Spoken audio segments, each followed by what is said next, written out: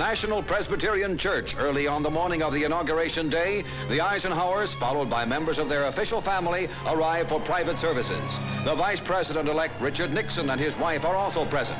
Eisenhower prays for divine guidance. He has been given a copy of the New Testament by Minister Elson.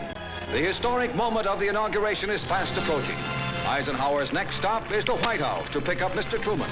The outgoing president, ending the last few minutes of his term, and Mrs. Truman and Margaret give the Eisenhowers a warm welcome to their new home. Mr. Truman is now finishing almost 20 years of public service in Washington. With Senator Bridges and Speaker of the House Martin, Ike and Mr. Truman head for the Capitol behind a flying V of policemen. The streets of Washington are filled to overflowing, with 500,000 out-of-towners adding to the excitement. Ahead is the Capitol, half hidden in the fog that covers the city.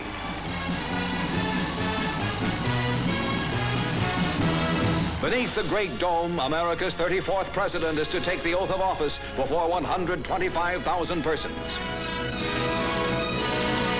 President-elect Eisenhower arrives and slowly makes his way out on the elaborate, specially constructed inaugural platform where Mr. Nixon, President Truman, and other distinguished guests are seated.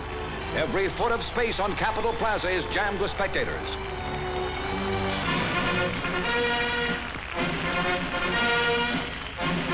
A wave of excitement sweeps over the crowd, young and old, as the stewardship of the world's greatest democracy changes hands. Eisenhower takes the oath.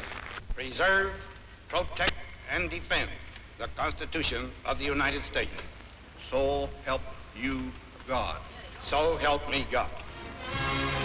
Ike shakes hands with Chief Justice Vinson and retiring President Truman, and in a second is at Mamie's side to kiss her on the cheek. Then returning to the rostrum, his first act after assuming office is to ask humbly that the crowd join him in his own prayer. My friends, before I begin the expression of those thoughts that I deem appropriate to this moment, would you permit me the privilege of uttering a little private prayer of my own? And I ask that you bow your heads.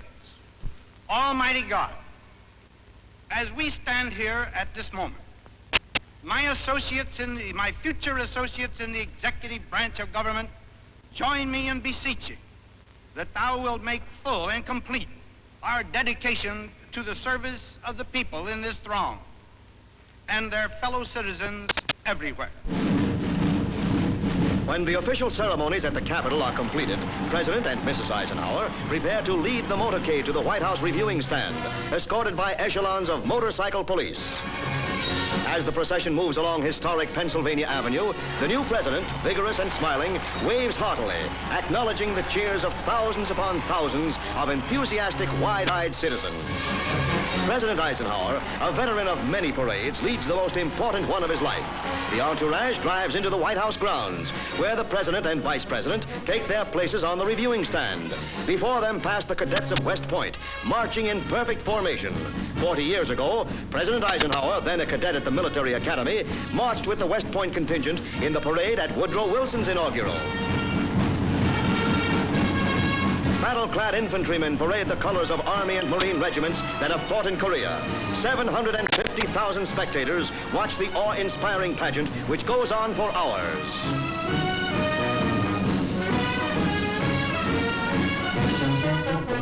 Dwight D Eisenhower, at 62, becomes the 34th President of the United States.